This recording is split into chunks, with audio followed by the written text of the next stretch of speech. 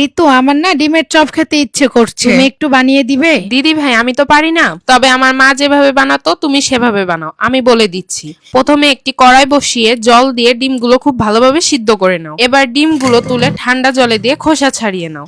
এরপর ডিমের চারপাশ হালকা করে চিড়ে নাও। এরপর ডিমগুলোর গায়ে লবণ ও গোলমরিচের গুঁড়া মাখিয়ে কিছুক্ষণ রেখে দাও।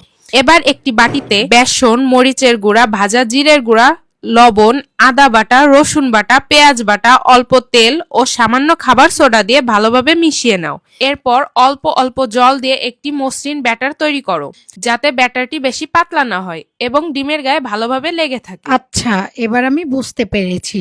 এবার চুলার আঁচ লো করে সুন্দর গোল্ডেন কালার করে ভেজে নিলেই তৈরি হয়ে গেল মুচমুচে ডিমের চপ।